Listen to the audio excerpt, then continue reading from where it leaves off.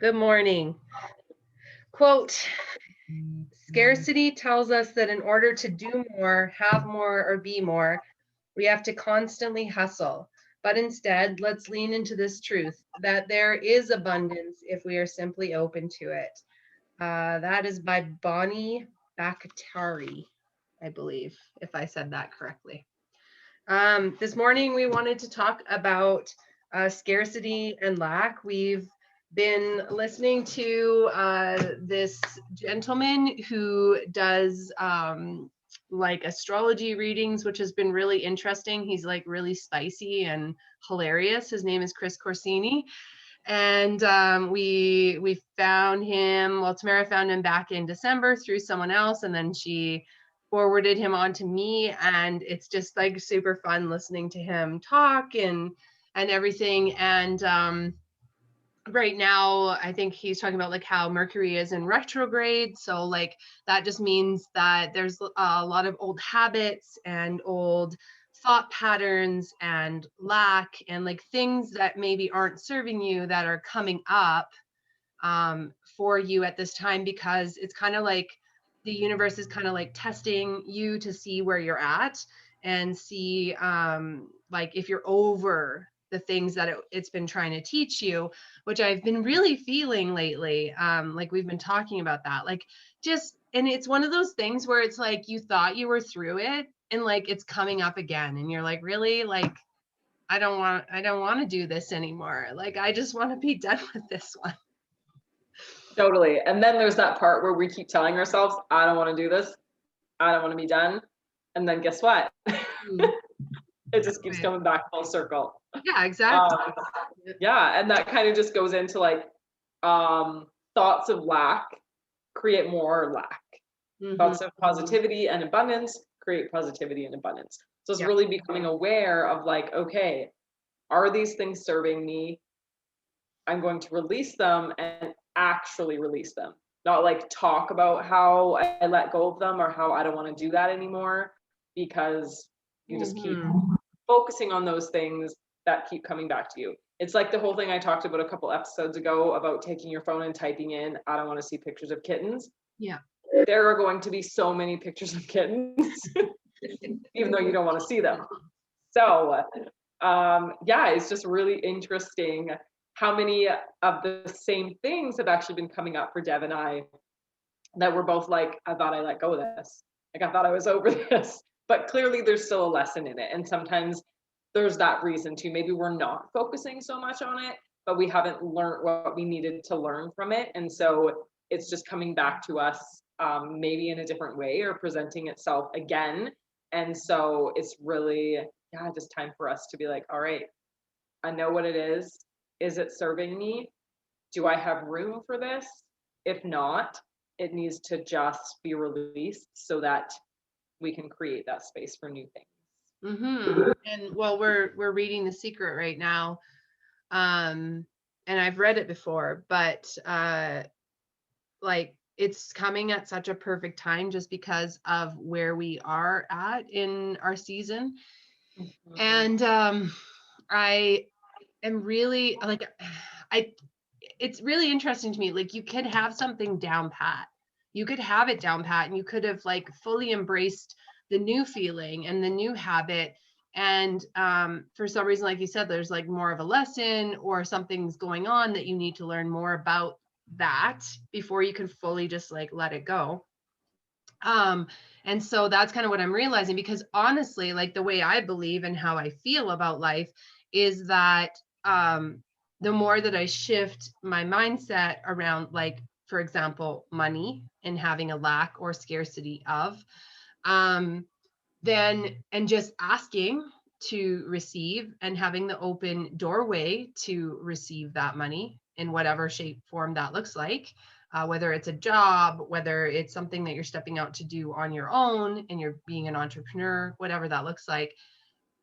It's literally, it's just a question and a flip of the mindset, where it's, instead of like, we were talking about this, I said to you, I've been having this conversation with a lot of people lately where lack comes up, and what's the first thing your brain does? Your brain goes to like this place of stress, of like, oh no, I don't have enough. I don't know if I have enough to pay this, or I don't know if I have, whether you do or don't. Like I was sharing with you, like I had money sitting, like, cause there's jobs happening and stuff, like Leland's doing stuff. And so money is coming in, or like my dad owed me money for a vacuum that I bought for him, or like whatever. And like I constantly have cash, but I feel like, and I just couldn't figure out why that was happening. Like, why was I feeling this when I have like $1,500 sitting here? And like I could just go put that in the bank, and and that money is like ever moving and ever flowing. I'm not really sure why.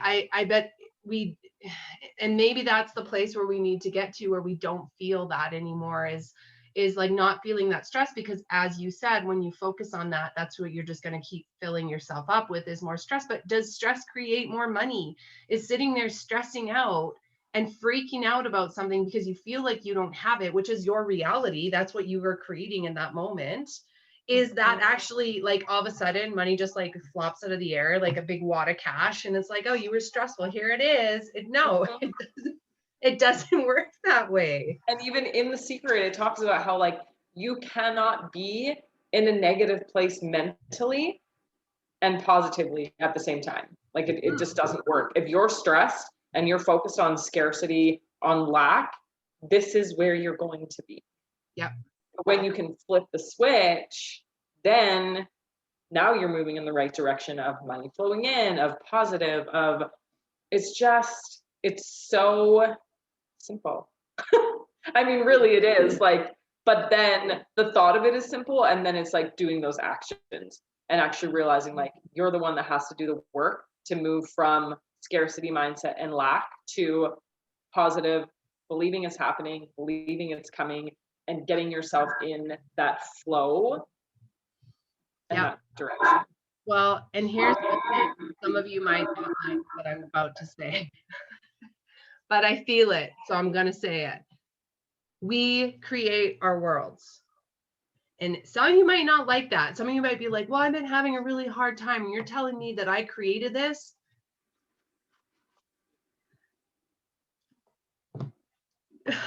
Yes. Like, I'm sorry. 100%. Yes, in whatever you're feeling. I'm not saying that you like specifically asked for that one thing that is getting you down right now, like intentionally asked for it, like sat there and was like, oh, I hope that like I get evicted, or whatever, like I don't know, whatever you're going through. But our feelings and our emotions are like so huge, and we have so much power in like, I mean, Tony Robbins talks about it. He talks about like even our language, like how we label ourselves and how we feel about things. And like, just think about it. Like, it's those moments where, I don't know, like, I know we're talking about lack and scarcity, but like this would be something like, it's those moments where you're literally driving through downtown, wherever you are, and you're sitting there, but you're like, oh, I hit every red light. And then shockingly, you hit every red light. I hate to tell you, it is not coincidence. We are powerful, creative manifestors. It is not coincidence that you just hit that red light, or that next one, or that next one. That's how powerful you are. And if you're that powerful at creating that, what could you do if you set your intentions and your power and your truth to the things you actually want? Yes. Okay. So I'm going to tell you something we read in The Secret, and then I'm going to tell you a little story that just like goes perfectly with that whole red light thing. So in The Secret, one of the very first things that I wrote down, because I like have my little notes, was your thoughts become things. Yes. Your thoughts determine your frequency. Bad thoughts equals more bad thoughts. Good thoughts equals more good thoughts. Those thoughts lead to things. That is how you create your reality. So, really funny story. And this, a lot of people look at this as like, oh, that was just coincidence. No, it wasn't. I thought about it, and what happens? Our thoughts become things. So, my husband, I drive him nuts when I leave with a cup of coffee, not in a Go mug. And I do it every single morning that I take the kids to school.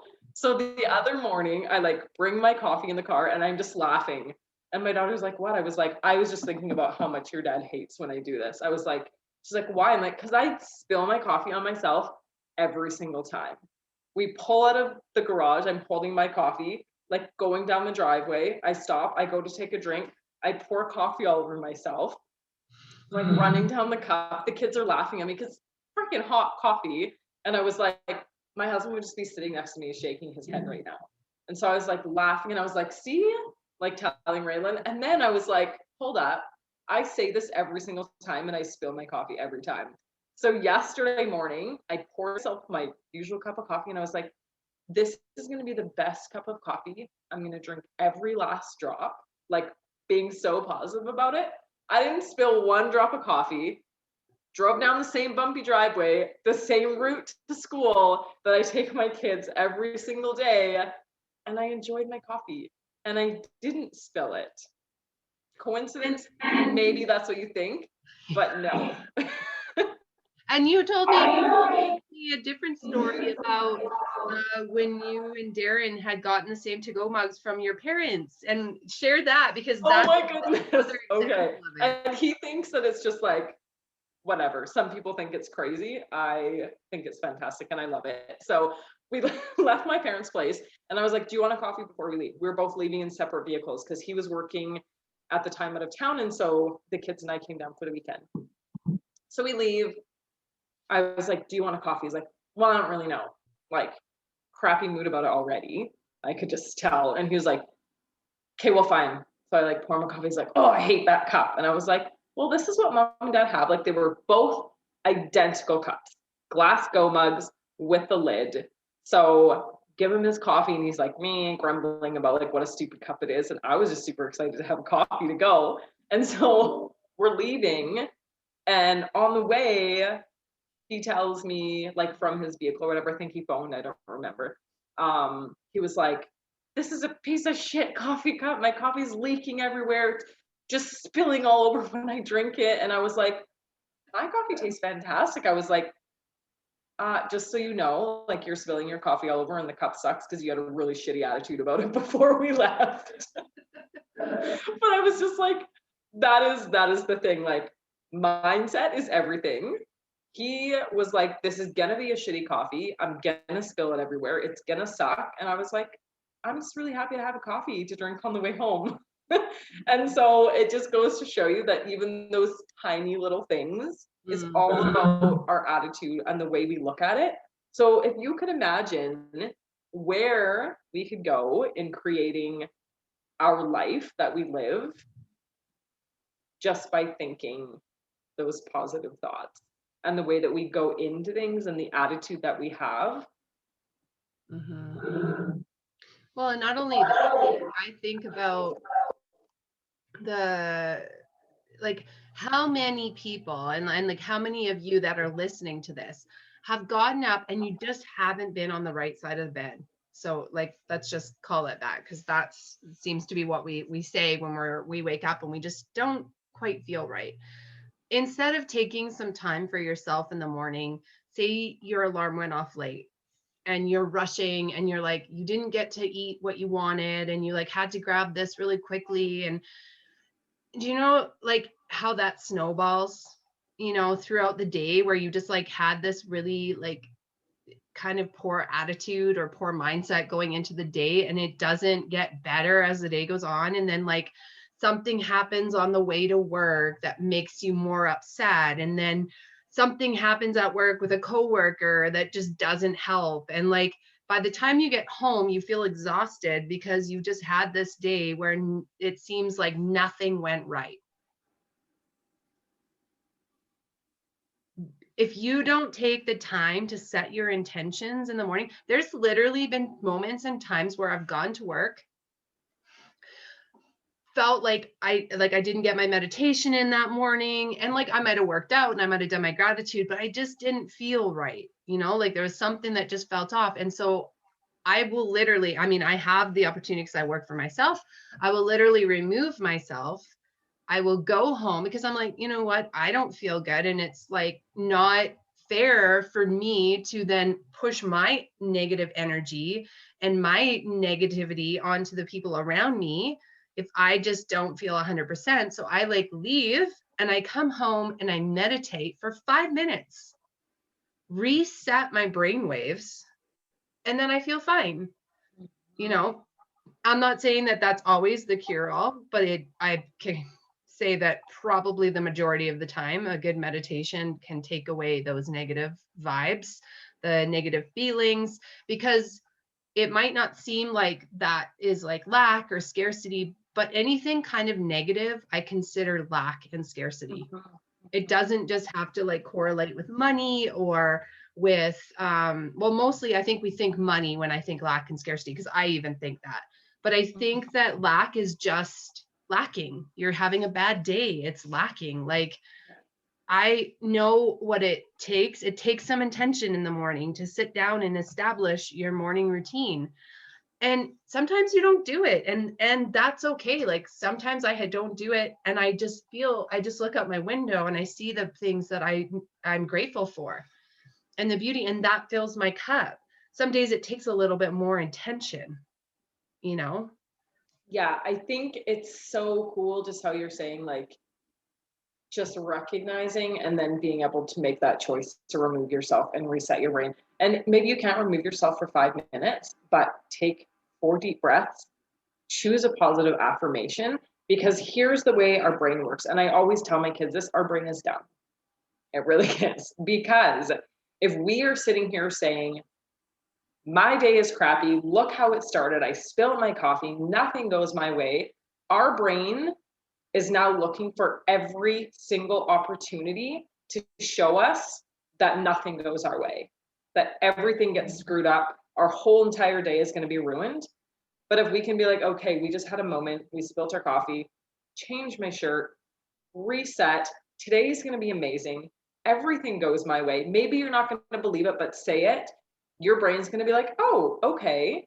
And all day long, it's going to be looking for proof that everything goes your way, that you are going to have an incredible day, and you move from lack and scarcity to these positive, fulfilling, amazing thoughts. You create how your day goes. Mm-hmm. I don't think it's a perfect ending to that, so I'm gonna leave it now. Awesome. Our affirmation for today is, I am enough. Abundance and endless possibilities are all I know. Mm.